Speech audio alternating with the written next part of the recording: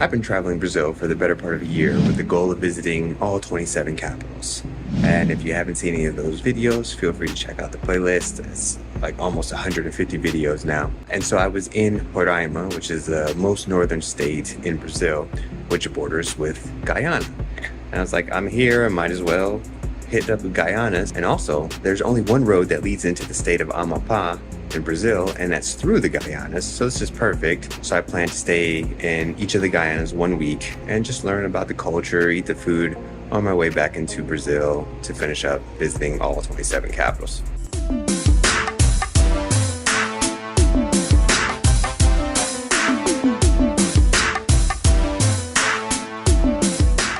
What's up, everybody? It's your boy, the TMax. I am here in Guyana. Wow, this is weird. This is my first video in English in like 8 months. Wait, for real? For real, for real. So anyway, I'm here in the town of Lethem, which is just on the border of Guyana and Brazil. Guyana is the only English-speaking country in South America. From here, I'm planning to catch a flight to the capital, Georgetown, and spend about a week here in Guyana. 5 minutes later. First travel hurdle here. So in Guyana, at least here in Lethem, nobody takes a credit card, only cash. And I'm at one of 2 banks here in town, and the power line just went down because of the rain this morning, and neither of the banks are giving out money.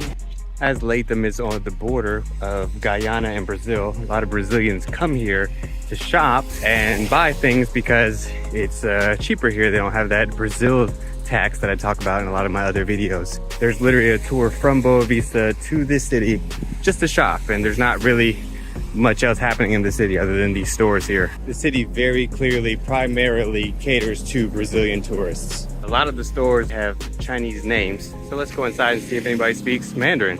I've been going in all these Chinese stores looking for somebody who can speak Chinese, and I finally found someone. 我找到一个会说中文的人。你是谁？赵子涵。很高兴认识你，子涵。我是蒂摩。我住在北京3年了，可是好久我没说中文。我非常开心跟你一起说中文。说得非常好。It's funny, I find her in the one store that doesn't have a Chinese name. And my Chinese is getting awful. I need to practice. Chinese speakers out there, send me messages so I can practice. Job before. Give me Geo Yin, Dongran Wo Hui Shu EDR conversational Mandarin. Okay, so Digicel, which is one of the popular providers here, also does not accept credit cards. So I don't know what to do now that I can't get cash. I guess I have to go back to the bank and just wait for it to start working. So these communication wires are down. I talked to the guy, he said they probably won't fix the problem until tomorrow. And these are the only 2 places in the town to get cash. So, I can't get cash, I can't pay for my flight, I can't fly out tomorrow. So, what are we gonna do? Thankfully, I found a store that accepts Pix, and now that I'm a full Brazilian and I have Pix, I was able to use that to buy something to drink, because it's super hot out here. But the office for the airplane is closed, so I don't know, I guess I'm not gonna be able to do anything today. So it turns out there's a second company here that does flights. It's about $60 more, but there's more options on times, and they accept credit card. I can book it online. So, still going to Georgetown tomorrow. These 2 banks behind me are the only 2 banks in town where you can get cash, and the problem is not resolved. They still don't have power, so you still don't have ability to get cash. But I still have to pay for my hotel with cash, so I don't have money to give them tomorrow, so I have no idea how I'm gonna get out of this one. All right, I'm up bright and early, walk to the banks, and guess what? I still don't have internet and power, so no money for me. When you come to Guyana, you gotta try the saltfish. It's a bit spicy, but it's pretty good.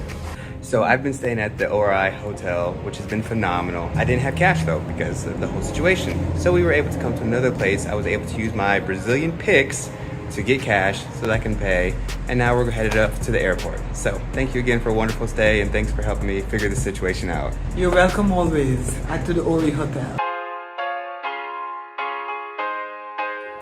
So this was the first for me. Arrived here 90 minutes before the flight, bought the ticket, and I'm getting on the flight. So it's also the first time I've ever been waiting before I got on the flight. a few months ago I was teasing about Fernando de Noronha being the smallest airport I've ever seen. Well, here we just had the waiting room. There is no airport. We're walking straight out to the plane.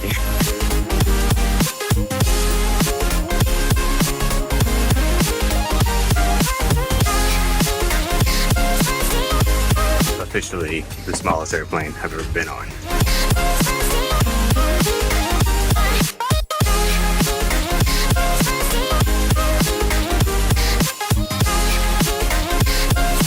It's going fast, like 3 seconds.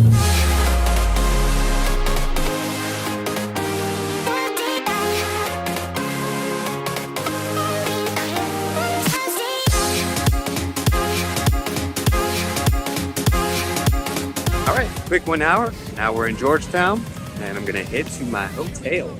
Actually, it's like an Airbnb, but I got it on Booking. Actually, I don't know what it is. I just booked it. Let's go see. Okay, so I arrived here and their ATM also doesn't work.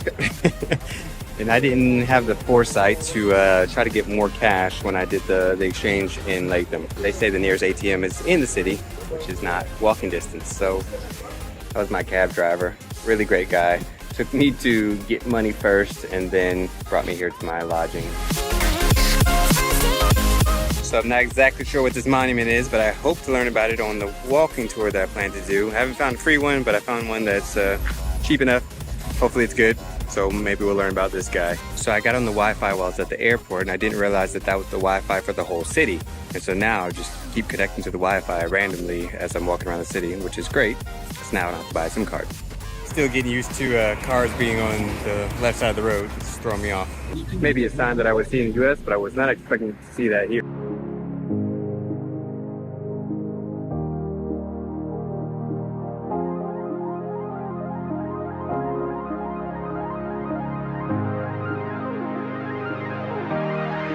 So I stepped into a few grocery stores here and now I'm at the Starbroke Market and man, Brazil has been spoiling me. These prices here are like US prices. Here at the market they're lower, but in the supermarket, oh my goodness, it's like $10 for some cereal. It's crazy. So I'm back at my place and I'm ordering some food online, and even though you're ordering it online, one, you need a Guyanese phone number, so the guy that's renting this place out to me isn't letting me use his number, and two, there's no option to pay with credit card or PayPal. It's cash is the only option. So I'm ordering online, but I have to pay with cash. This just kind of gives you an idea of how things work here. In Brazil, I never see stuff with my name on it. So many black people here in Guyana. I find myself reverting back to when I was in South Carolina, saying things like, "Oh, hi, mom," and them, and "All right now." And here they don't say that kind of stuff, but I'm saying it. And so it turns out I showed up here during the weekend of a big cricket tournament. I guess they were world champions last year. And now all the tours and stuff are booked. So I gotta go try to find a way to do some of these tours. So you might think, oh, $1,000 store. Yeah, it's very chic. But actually $1,000 Guyanese is about $5 US. Well, I'm just noticing so many things, right? So being back in the English speaking country, hearing music with explicit lyrics, here they actually bleep out the curse words and the stuff because they know what they're saying. But in Brazil, South America, Europe, they just leave all the colorful words in there.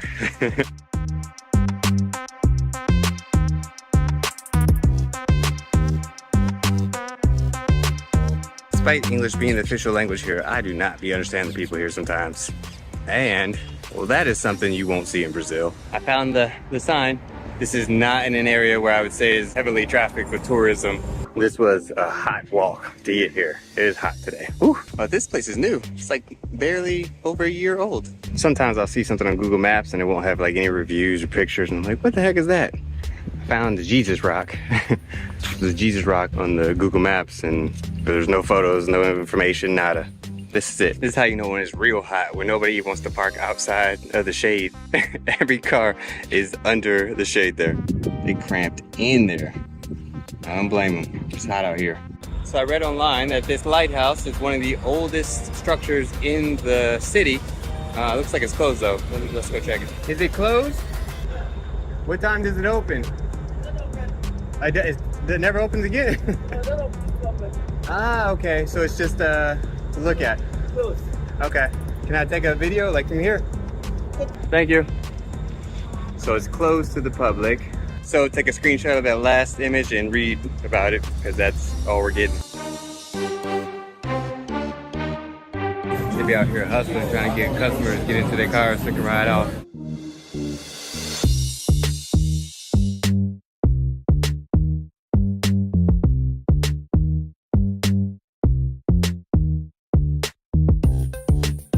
So this sign says that this is the oldest religious building, but when I checked online, it said this was actually the oldest building with original construction in Guyana. So yeah, this building.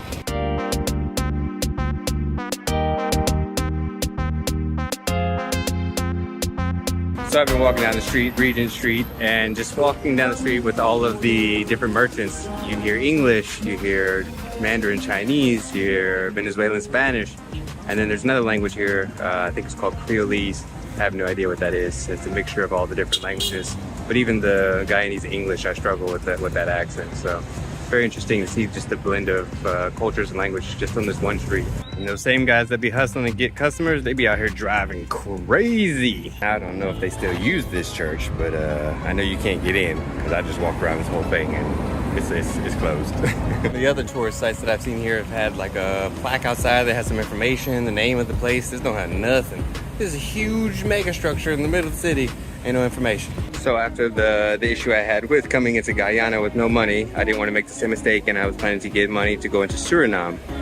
But here, the Cambio place, the money exchange, they're doing like 3 times what the rate is. And that's a lot of money lost. So I think I'm just gonna chance it. When I get to Suriname, hopefully I can work it out like I did here. At first I wasn't gonna make a video about this, but you see the sign behind me, the wanted sales girl. I've seen like 50 of these signs, and I don't think you can do that in the US. I think you can't specify that has to be a girl, but they can do that here. Okay, so I've been walking around the city, not knowing what I'm doing, not knowing what I'm looking at, so let's take a look in here, see what they got. All right, so I just spent about 45 minutes in this museum. There are several exhibitions. You start upstairs with the animal exhibition, like taxidermy and a lot of the same animals that I find in Brazil. You also learn a little bit about the gold rush here in Guyana and the diamond rush. And they even have an exhibit in there where they talk about how De Beers came over and crushed the Guyanese diamond industry. From there we went downstairs to the Megatherium exhibition, which is like a giant sloth. Behind that is a map room with just lots of different maps showing Guyana's forestry, mining, borders, political borders, mapping tools and things like that. You finish the tour going through 20th century Guyana. The museum is free.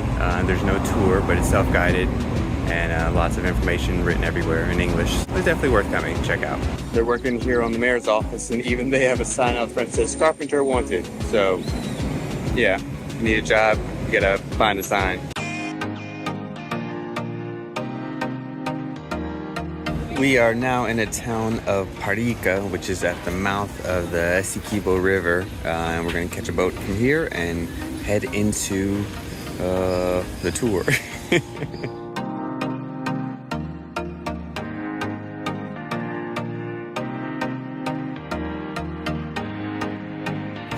Which is the 3rd largest river we have in South America and the largest we have in Guyana. Essequibo has 365 islands. Today we're going to be visiting 3 of them, and we're going to leave these 65 for another time. I can't breathe!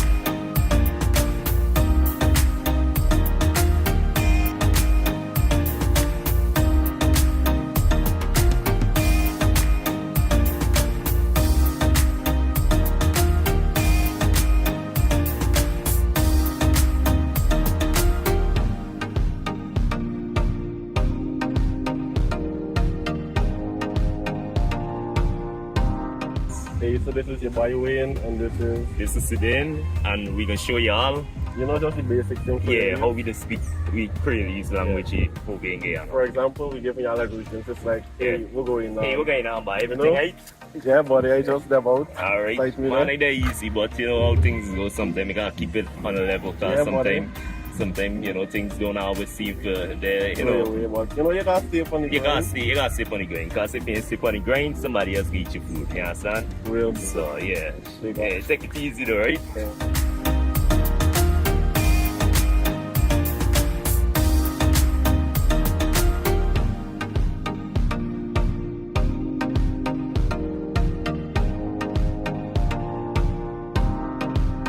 Hey, remember how we didn't learn anything about that monument in town, the 1763? Well, this is the information right here.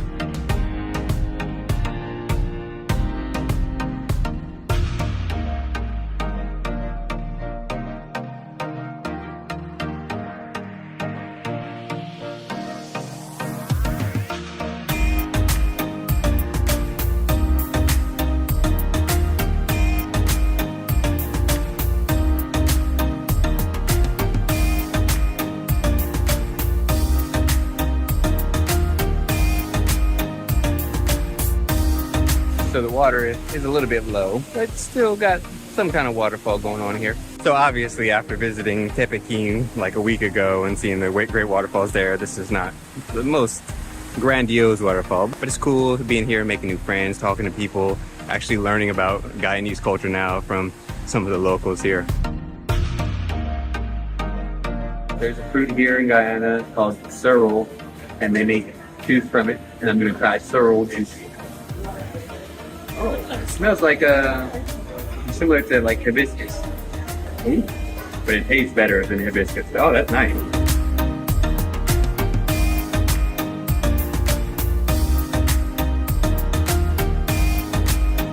I'm not exactly sure, but I think Pepsi sponsors this town because every street sign has Pepsi on it, and the name of the street and Bartica.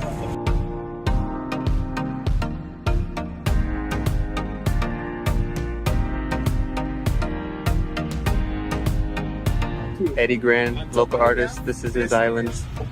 Maybe I'll buy it from him one day.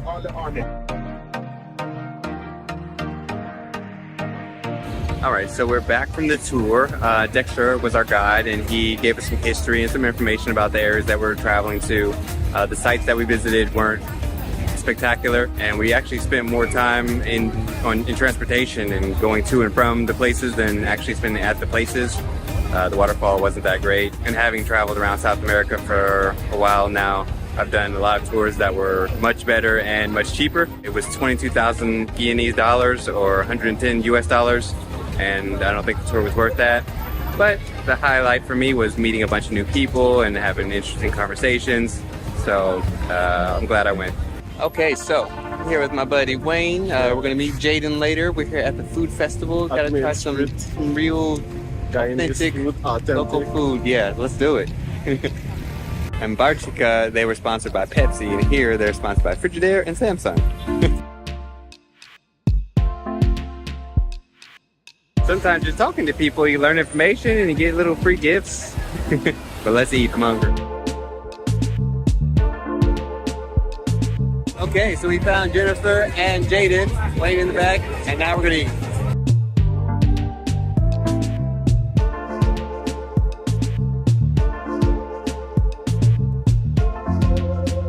It is made with a little bit of brown sugar to start the pot. Okay. And they burn the brown sugar, then they throw in the rice, and then they throw in all kind of spices. Then they throw in the peas that is already pre-boiled. Then they throw in the meat and so on first. And then that fry up. And then they put a whole lot of thyme and merriman pork and all of that. They have to put coconut milk is the essence. And then it comes out really yummy and nice. Like jambalaya. Yes.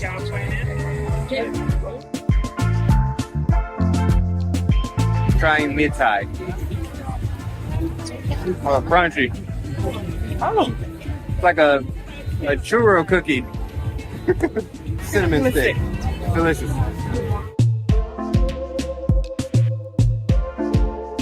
It's like dry milk, but like soft.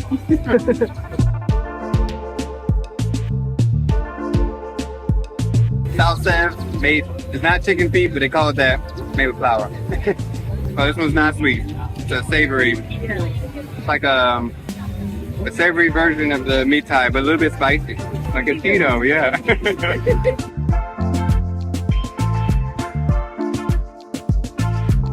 Watermelon. Yeah. Pretty good? Do you feel healthier? Yeah, I do. Since I'm Brazilian, I gotta get the maracuja passion fruit sea moss. It's like a consistency of applesauce. He explained this whole thing about how it's healthy and stuff, and yeah, pretty good though. Be healthy. We're gonna try egg ball. I don't know what it is, but we're gonna try it. Moments later. So we're not gonna try egg ball. JD just said they don't have it here. This is why when you come to a new location, you have to meet locals because they know what they're doing. They can show you wonderful things about their city. I just want to say thank you guys for showing me around today. And I hope, you know, the fans out there are also persons who've never visited Guyana. And I hope that this video encourages you to we have a lot. Yeah. To Hey come. guys, you know, just visit Guyana. Guyana is a nice place. Yeah. A beautiful country. Very Gorgeous.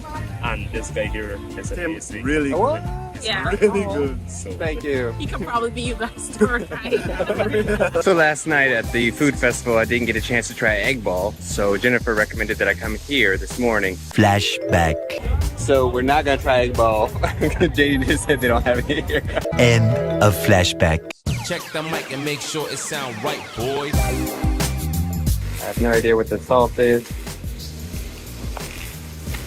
And 2 egg balls. I've been in Guyana for the last week, and I noticed that the people are not very connected to the internet here. Most business is still done with cash and phone calls. Some businesses have Facebook accounts, but they don't always check them. And this extends into socializing as well. I couldn't find anything on meetup.com. I couldn't find anything on couchsurfing, Airbnb experiences. There's no hostels here. So it was quite a bit difficult for me to meet people initially. Most of the tours here are around ecotourism, like the tour that I did yesterday. And the big tour here is to Kaitour Falls, which is a large waterfall. I didn't get to book it because there's this cricket tournament here, and so all the agencies were fully booked. I'm not too down about it though, because it's an 8-hour tour from here down there. You take a flight, check out the falls, and you take a flight back, and you do all that in 8 hours, but it costs $400. So I was like, okay, yeah, I'll catch that later when I'm super rich and famous. And as it's a cash-based society here, it's not uncommon to see street vendors or just people walk around with large wads of cash in their hand.